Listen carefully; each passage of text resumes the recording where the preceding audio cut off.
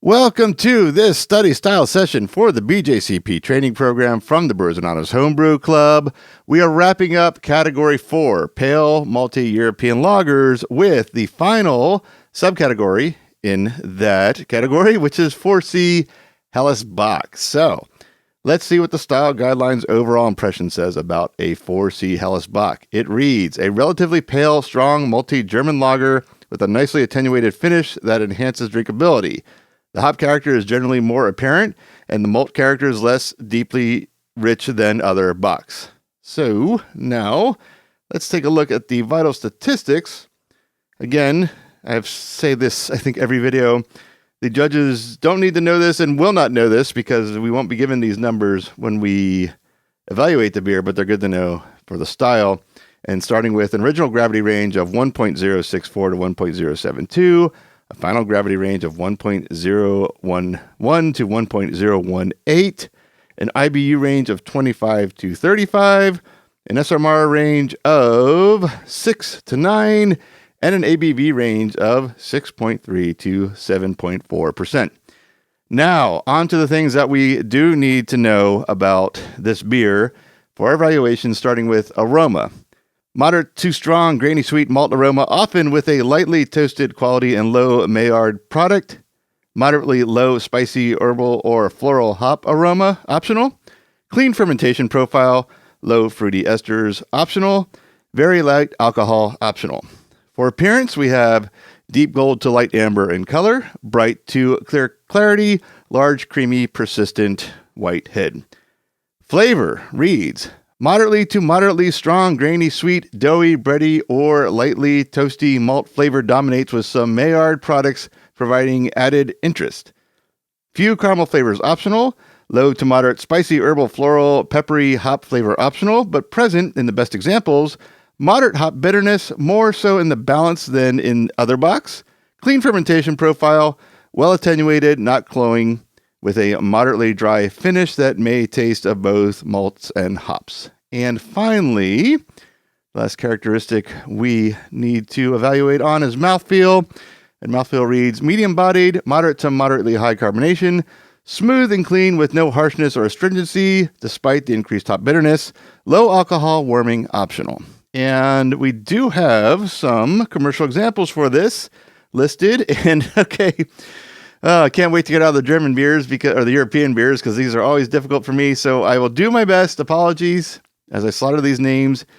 Altmünster Maibock, Einiger Maibock, Chuckenut Maibock, Endpiker Meyerbock, Hofbräu Maibock, and Mehrers Heller Bock. Okay, I did my best. Apologies for slaughtering the names. And I do have a example. This used to be a commercial example, I believe. I could be wrong about that, but I also have my quick compare sheet right here. This is the 4C one, and you're seeing these now. You can download these below the video if you're on the learn.brewersanonymous.org version of this class. And the example I have is Andy Gator from Abita Brewing, and I believe I'd have to check, and I can check. Well, I'm not going to check. Not going to waste our time because it doesn't matter.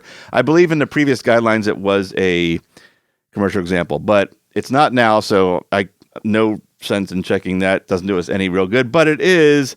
It's listed as a Helles Doppelbock, Helles Bock. It's in the style, so we should get a good sense of what this beer is. He probably just saw me tap the top of the can. I don't know if there's any truth to that actually keeping the can from blowing up, but I learned that about, I don't know how many decades ago, and I can't stop doing it. I cannot pull the tab on a beer without tapping the top of it. So let me open this here on mic. All right, nice sound there. So let's get a look at this. See if I can do the camera pour. Okay, I'm trying to line everything up. Here we go. Oh, for some reason, and I can't tell you why, every time I pour this beer, I have that same reaction because I always expect it to be dark for some reason. I don't know why, but this is the color it is. So, all right, got my little study card here. Let's see. Let's start with the aroma.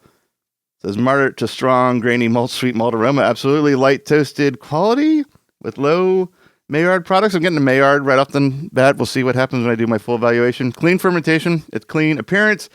Deep gold to light amber color. That is a deep gold. Bright to clear clarity. It's quite bright. Again, camera doesn't ever really show how bright these or clear these beers are, but this one is very clear. And large, creamy, persistent white head. Head is still holding as I'm talking here. So flavor, moderate to moderately strong, grainy, sweet, doughy, bready, lightly toasted malts.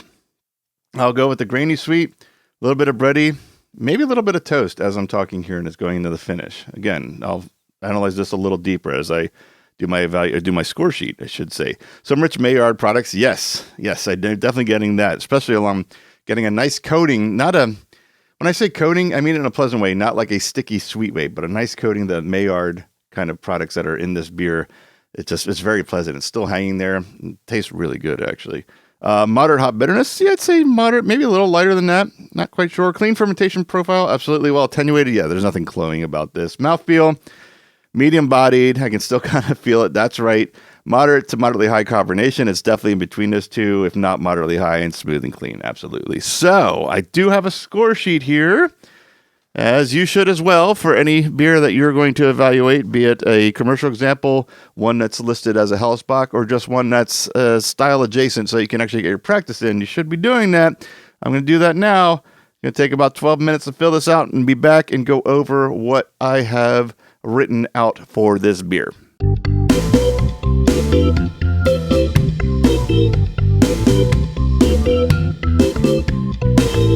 I am back, and I have a completed score sheet. You should too. I will be a broken record about that because that is the most important thing you can do to prepare for your judging exam or tasting exam, whatever you call it. They're the same thing 99.999% of the time when people use those two terms. The best thing you can do is practice your score sheets. Practice filling out every single line. I've not done a video in a week. I know you're watching these back to back, but it's been a week between 4B and 4C. Just in a week. My hand cramped up. I had to stop twice. Practice.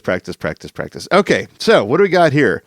Category 4, subcategory C, entry, gave it number 88. I don't know. I just big random numbers. Subcategory Helles Bock, special ingredients, and A, bottle inspection, appropriate, comments, Andy Gator, example, aroma. I said moderate sweet caramel and Maillard notes up front.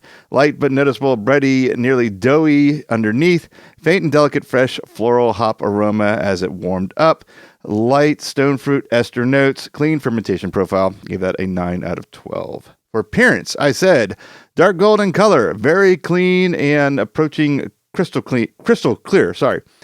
Very clear, approaching crystal clear. Sorry, can't read my own handwriting. Medium-sized white head on pour that lingered, eventually falling to a tight color and dusting of bubbles. And I gave that a 3 out of 3.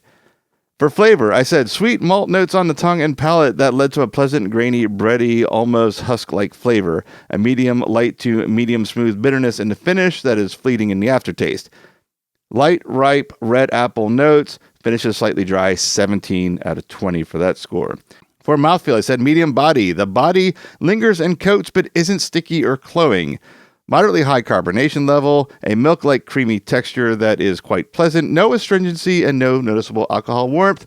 4 out of 5 on that. So overall impression, I said a very well-crafted and brewed beer. The malt balance and profile is as expected for style. Bitterness is slightly lower than expected. A bit more bittering hop would elevate the beer overall. The hop aroma and flavor work well with the malts, as does the yeast and fermentation character. 9 out of 10 for overall. Giving it a 42. I checked almost everything. Well, you can see in that matrix, I went one low. There's no real flaws, but between a little bit of the kind of the lack of bitterness, and maybe I didn't really note that the mouth feel was bordering past medium, but I think kind of the coating of it alluded towards that. So that's why I said it wasn't flawless. There's a little bit of improvement that can be made. And of course I circled, it took me 2 attempts, but I circled the excellent range because that is where this beer fell into. Very good beer. I always enjoy this beer. I have a little bit of a history of Abita, but that's for a completely different story on a completely different recording. So That's it for 4C, and that is it for Category 4. We're moving on to Category 5. We're going to open that series. I had you go through an exercise in Category 4 to kick this off, which I hope you did, because if you did, what I have to share with you in 5 will make a lot more sense. So that's it. Thank you for watching. Let's move on to Category 5.